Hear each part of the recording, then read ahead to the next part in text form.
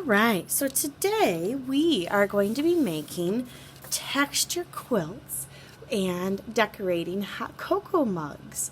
So when you look at this, you can see that I used a lot of different textures, a lot of different colors, and we're going to be using something called texture plates today to create this, as well as crayons.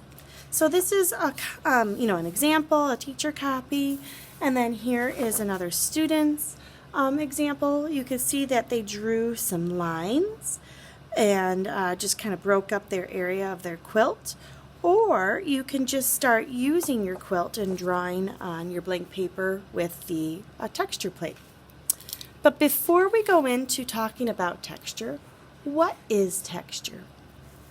So texture is one of our elements of art.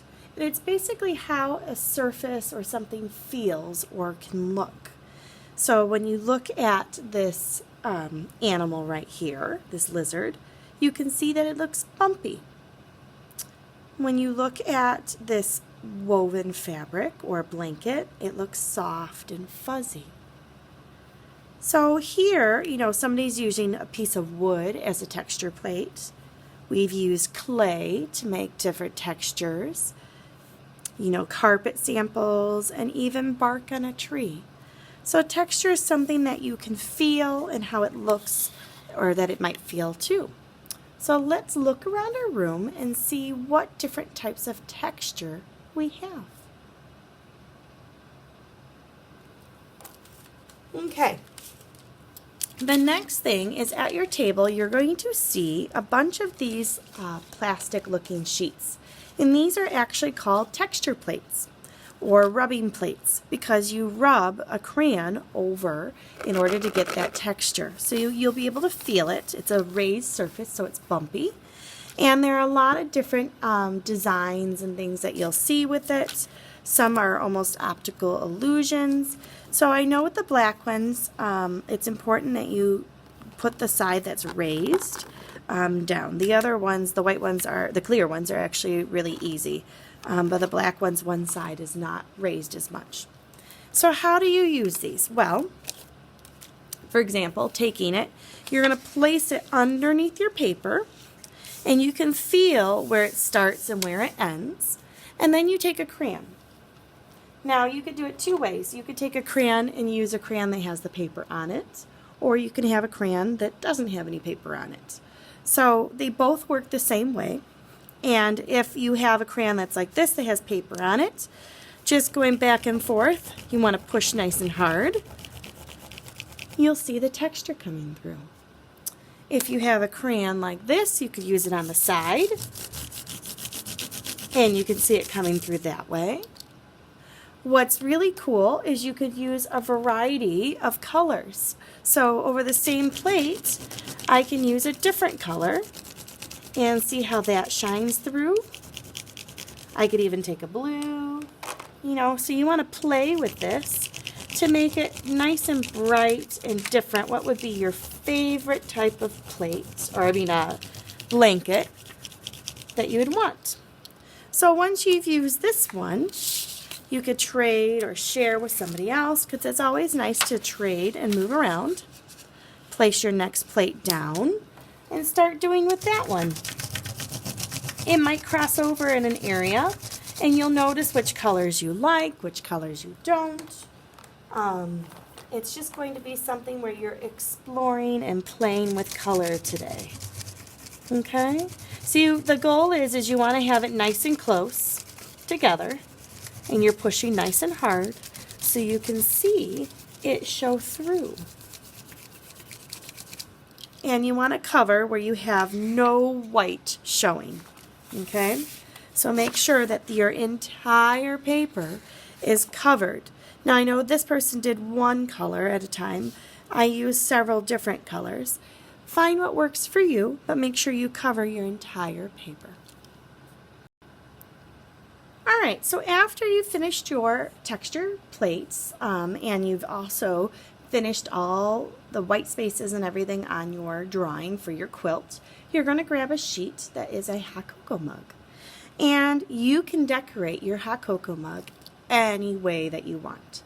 So, you know, here would be your hot cocoa. If you want, you can draw in a line so it looks a little bit more 3D inside and have that be some colors. You could add in marshmallows, you know, where you just have the yummy, yummy marshmallows in here. Whatever you think. You can have them nice big marshmallows just floating around, draw some lines. So what I'm doing is I'm just adding in, and you could even give them cute little faces if you want. I am adding in my details using a pencil first, just to help myself. And then I'll go in and add in my color. It just helps sometimes to just draw it that way. Maybe I want to have some cute donuts on my mug because I love donuts in the morning. And I could just draw, add some sprinkles. And maybe I'll give this donut a face too. Right? Maybe they're like dancing donuts together. And this one is just, I don't know, you come up with your own fun things.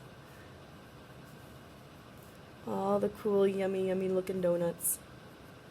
Okay, maybe I'll just do some frosting like that. So keep decorating your mug with anything that you're thinking of. You could write your name in here. And you know, just keep adding lots of different details. Okay.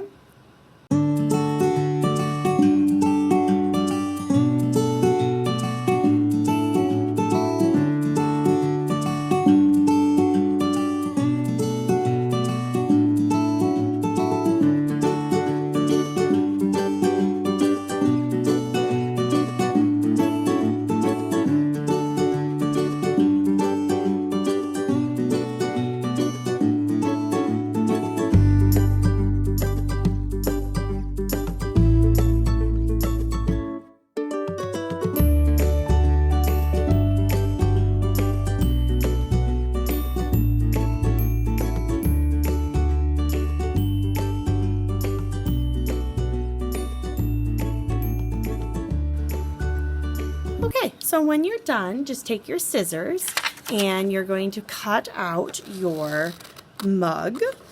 What I wanted to show you is the trick of how to cut out pieces that are in the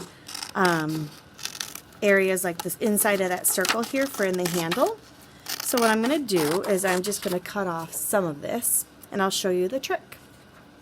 So the trick is that you fold your paper and you do a little snip like this, and there, now I have a cut inside of my handle here, and then you can go in and you could cut out that inside shape of the hole in there, and you just go around it slowly and slowly. Turn your paper. Notice I'm always turning my paper to help me with cutting. Okay, so sometimes it helps to be able to cut in small pieces if it's a large paper. And you always have one hand that's holding the paper, and you rotate your paper, and then you cut again. Cut, slide, and rotate. And then you'll glue this on your paper.